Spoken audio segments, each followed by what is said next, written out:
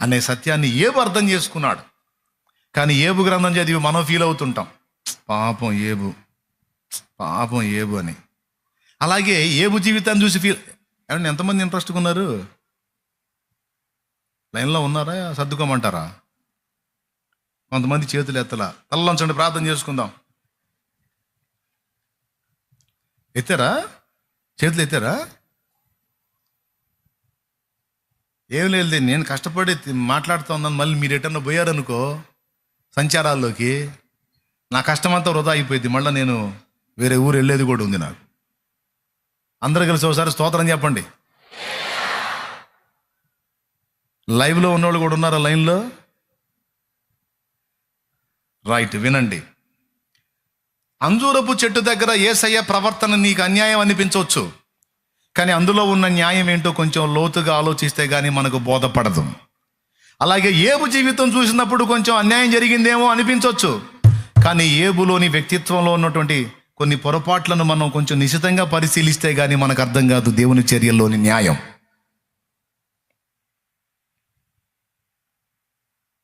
హల్లెలూయా, హల్లెలూయా.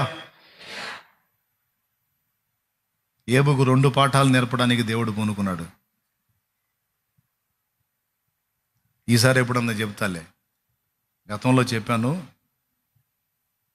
మరికొంత సమాచారం ఈసారి ఎప్పుడన్నా అందిస్తాను. 2 పాఠాలు దేవుడు ఏబుకు వంట పట్టించాలని పూనుకున్నాడు. ఆ సంగతి కొంచెం నిశితంగా లోతుకెళ్తే కానీ మనకు అర్థం కాదు. మొట్టమొదటిది ఇప్పుడే చెప్పేదా? వద్దులే, ఈసారి చెబుతాను. దేవునికి మహిమ. మొదటి సంగతి ఏంటి? అంజూరపు చెట్టు దగ్గర దానికి అన్యాయం జరిగిందేమో అని మనకు అనిపించవచ్చు, కానీ అందులో కొంచెం నిశితంగా పరిశీలిస్తే దేవుని న్యాయం ఉంటుంది. ఏబు లైఫ్లో అంతే అనిపిస్తుంది. పాపం భక్తుల జీవితాలు చూస్తే మనకు అంతే. యోసేపు జీవితం చూడండి, అన్ని నెత్తిన పడతాయి వచ్చి ఆడి అన్ని. అరే వరుసగా అన్యాయమే పాపం. సొంత వాళ్ళ చేత ద్వేషించబడటం, అమ్మబడటం, సంతలో పశువుని అమ్మినట్టు అమ్ముతారు యోసేపుని. పాపం తీసుకెళ్ళిన పోతిఫెరో ఇంటూ నిందలు పడటం, జైలు పాలవటం, అన్ని చెయ్యని నేరాలకి శిక్షలు.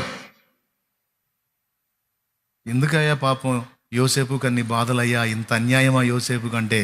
చివరికి యోసేపు ముగింపు చూస్తేనేమో వెళ్ళి సింహాసనం ఎక్కుతాడు. తొందరపడి మనం ఏదన్నా డైలాగ్ వాడామా, నువ్వు యోసేపుకు అన్యాయం చేస్తున్నావు దేవా అన్నావా, మనం ఎదవలం అవుతాం. నువ్వు ఏబుకు అన్యాయం చేస్తున్నావు దేవా అన్నావా, ఎదవలం అవుతాం. నువ్వు అంజూరపు చెట్టుకి అన్యాయం చేసావు దేవా అన్నావా, ఎదవలం అవుతాం. ఈ 3 విషయాల్లోనే కాదు, అది నీ బ్రతుకు చూసైనా, ఎదుటి వాళ్ళ బ్రతుకు చూసైనా, నీ వాళ్ళ బ్రతుకు చూసైనా ఇది అన్యాయం ప్రభువా అన్నావంటే నువ్వు నేను ఖచ్చితంగా వెధవలమే అవుతాం.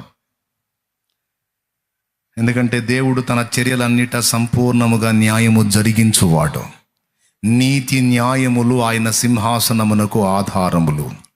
సర్వలోకమునకు తీర్పు తీర్చే దేవుడు న్యాయము తప్పడు, తప్పడు, తప్పడు, తప్పడు. ఓకే, ఇప్పుడన్నా తేటగా అర్థమైందా? నిజంగా రైట్. 3వ కారణం ఏంటి? దేవుడు అన్యాయము చేసినట్టు కనపడినా అది అన్యాయం కాదు, అందులో సంపూర్ణ న్యాయము దేవుడు కనపరచగల సమర్థుడు. ఈరోజు నీ జీవితాన్ని బట్టి, నీ పరిస్థితులను బట్టి, నీకు జరిగిన అన్యాయాలను బట్టి నువ్వు దుఃఖపడుతుండొచ్చు. కొంతమంది మనుషుల మీద పడి బాధపడతారు. ఫలానోడు నాకు అన్యాయం చేశాడు, ఫలానా నాకు ద్రోహం చేసింది, ఫలానా పిల్లలు నాకు అన్యాయం చేశారు, తల్లులు నాకు అన్యాయం చేశారు, ఫ్రెండ్స్ స్నేహితులు నేను నమ్మాను అన్యాయం చేశారు అని కొంతమంది వ్యక్తుల మీద పడి బాధపడతారు. ఓకే, వాళ్ళ వల్ల మోసపోయి అన్యాయం పాలై. అయితే కొంతమంది వాళ్ళ మీద వీళ్ళ మీద పడరు, డైరెక్ట్గా దేవుడి మీద పడతారు. ఎందుకయ్యా నాకు ఇట్లా అయింది, ఎందుకయ్యా నన్ను ఇట్లా చేశావు, ఎందుకయ్యా నాకు ఈ పరిస్థితులు అని ఎప్పుడన్నా ఎన్నడన్నా మీరు అడిగారా దేవుణ్ణి? మీ బాధల్లో అడిగితే చెయ్యొద్దు, నేను అడిగానన్నా అని. చాలా తెలివిగా చేయెత్తుతున్నారు. అట్లా కాదు, స్పష్టంగా నేను అడిగానన్నా, ఎందుకు నాకు ఇట్లా జరిగింది దేవా, ఎందుకయ్యా నన్ను ఇలా చేశావు అడిగావు. రైట్, అడిగి మరి ఎలా రాజీ పడ్డావు? అడిగినా చేసేది ఏముంది, ఆయన ఏమో బదులు ఇస్తాడా? ఇచ్చినా ఇవ్వకపోయినా ఇక అలవాటు పడ్డాం కదా, ఇక న్యాయమో అన్యాయమో అట్లా బండి దొల్లిస్తున్నాం అంతే అంటారా? లేదు లేదన్నా, అప్పుడు నాకు అర్థం కాలేదు, కానీ కాలం గడిచే కొద్దీ దేవుడు అలా ఎందుకు చేశాడో ఇప్పుడు నాకు అర్థమవుతుందన్నా అంటారా? ఇప్పుడు అర్థమయ్యే నేను దేవుణ్ణి హత్తుకున్నా అంటారా? లేకపోతే అర్థం అయినా కాకపోయినా ఇంకేం చేస్తాం, అలవాటు పడ్డాంగా, అందుకే చిన్నంగా వస్తూ ఉంటాం అంటారా? మీలో ఎంతమందికి దేవుని కార్యాలు అర్థమైనాయి? అది మీ లైఫ్లో కావచ్చు, ఇతరుల జీవితాల్లో కావచ్చు. దేవునికి స్తోత్రం కలుగునుగా. నీకు ఇప్పుడు అర్థం కాకపోవచ్చు, భవిష్యత్తులో తప్పకుండా నీకు అర్థమైంది. గతంలో నేను అన్యాయం అయిపోయాను అని ఫీల్ అయిన వాళ్ళకి ఇప్పటికే కొంత అర్థమైంది. ఒకవేళ అది అలా జరగకుండా ఉంటే, నేను ఇలా ఉండేదాన్ని కాదు, ఇలా ఉండేవాడిని కాదు ప్రభువా, నాకు అర్థమైంది, నువ్వు ఇందుకేనా ఇలాంటి పరిస్థితిని అనుమతించావు, నీకు స్తోత్రం అని కొంతమంది ఇప్పుడు దేవుణ్ణి, ఒకప్పుడు నాకు అన్యాయం చేశావని సణిగిన వాళ్ళు ఇప్పుడు దేవుణ్ణి గట్టిగా హత్తుకునేటువంటి మెట్టును కూడా కొంతమంది కలిగి ఉన్నారు ఇప్పటికే. ఒకవేళ మీలో ఎవరైనా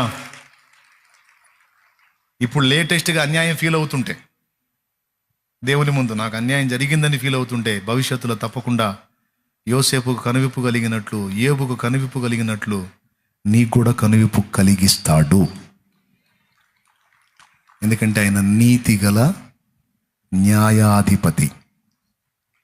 సో ఇక్కడ మూడవ పాఠం ఏం నేర్పుతున్నాడు శిష్యుల కంటే, నేను అన్యాయం చేసినట్టు కనపడిన విషయాలలో సైతం అన్యాయం అయినట్టు నువ్వు ఫీల్ అవ్వడానికి లేదు. ఎందుకంటే అందులో నీకు అర్థం కాని జ్ఞానం ఉంటుంది. రెండవది, నేను ఏది చేసినా అందులో సంపూర్ణ న్యాయం ఉంటుంది. దేవునికి మహిమ. మనమేదో దేవుడి కన్నా నీతిమంతులం అయినట్టు, మనమేదో దేవుడి కన్నా న్యాయవంతులమైనట్టు ఓవర్ యాక్షన్ చేయకూడదు. ఇది పాఠం. ఫర్ ఎగ్జాంపుల్, శిష్యులు అనుకోవచ్చు, ప్రభు ఏంటి అన్ సీజన్లో పోయి ఫ్రూట్స్ వెతికి దొరకకపోతే శాపం పెట్టి వచ్చాడు, అసలు ఎట్లా సమంజసం, ఇది ఎట్లా న్యాయం అనుకోవచ్చు. మనం ఉంటే ఖచ్చితంగా అడిగేవాళ్ళు యేసయ్యని, నువ్వు అన్ సీజన్లో పోయి వెతుకుతావా, సీజన్లో పోయి వెతుకు కాయలు దొరుకుతాయి. నువ్వు అన్ సీజన్లో పోయి కాయలు వెతికి కాయలు దొరకకపోతే నీకు ఎప్పటికీ నువ్వు కాయకుందువుగా కానీ శాపాలు పెడతావిందే అని అడిగేవాళ్ళం మనమైతే. ఎందుకంటే శిష్యుల కన్నా తెలివైన వాళ్ళం కాబట్టి. శిష్యులు అది అడగల. ఎందుకో వాళ్ళకి ఆ మాట రాలా, ఆ ప్రశ్న రాలా. ఎందుకు అడగలేదు అక్కడ రాయబడలా. నేను అనుకుంటున్నాను, ఎందుకు దాన్ని శపించాం అన్నాం అనుకో, మన క్లాస్ బీకే అవకాశం ఉంది. అన్ సీజన్లో పోయి కాయలు ఎతికి కనపడకపోతే దాన్ని శాపం పెట్టొచ్చావు, ఎందుకు అట్ట చేసావు అన్నావు అనుకో, మనకి క్లాస్ ఇచ్చే అవకాశం ఉంది. ఎందుకు వచ్చిన గొడవ, ఆయన ఏం చేసినా చూస్తుంటామే మన పని. ఎందుకంటే బోధకుడు ఏది చేసినా అందులో పరమార్థం ఉంటుంది అని వాళ్ళు నమ్మారు. అందుకే వాళ్ళు ఆయన అడుగ తెగింపలేదు, ధైర్యం చేయలేకపోయారు. మనమైతే ఒకవేళ ఆ ప్లేస్లో మనం ఉంటే ఎగబడి అడిగేవాళ్ళు, ఏంటి ప్రభా, ఏంటి నువ్వు అట్లా చేయటం ఏంటి అసలు అని. ఒకవేళ అడిగితే యేసుప్రభు చెప్పేవాడు, ఇది కాయలు లేదు కానీ ఆకులు చూపిస్తా మోసం చేస్తుంది, మాయ చెట్టు ఇది, ఇలాంటి ఫలితం దీనికి ఎందుకు వచ్చినట్టు, దీని వేరు చెడ్డది, అందుకే ఇది కాయలు కాయట్లేదు కానీ ఆకులు చూపించి మోసం చేస్తుంది, అందుకే వేళ్లతో సహా ఎండిపోవాలని చెప్పించాను చెప్పేవాడు. 2 మొక్కలు అయిపోయేది. వాళ్ళు అది అర్థలా, బోధ కూడా నువ్వు శపించిన చెట్టు వేళ్లతో సహా ఎండిపోయింది అన్న ప్రశ్న ఎత్తారు.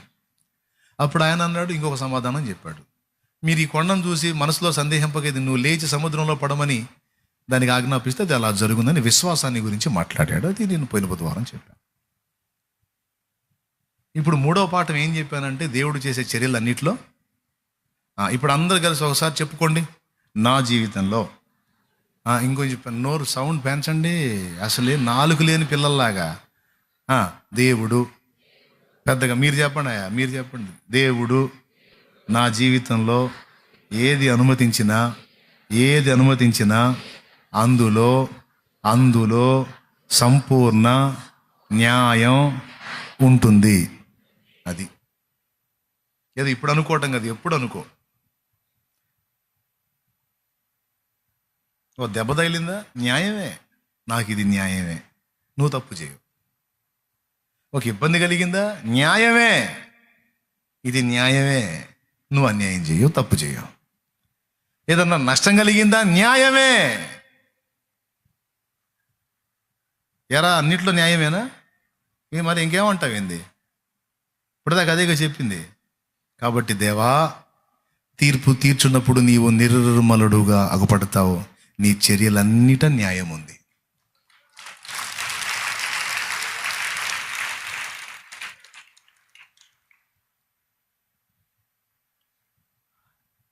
సర్వకాల సర్వావస్థల యందు మొరలాలించెడి నిన్ను ప్రేమించేదా.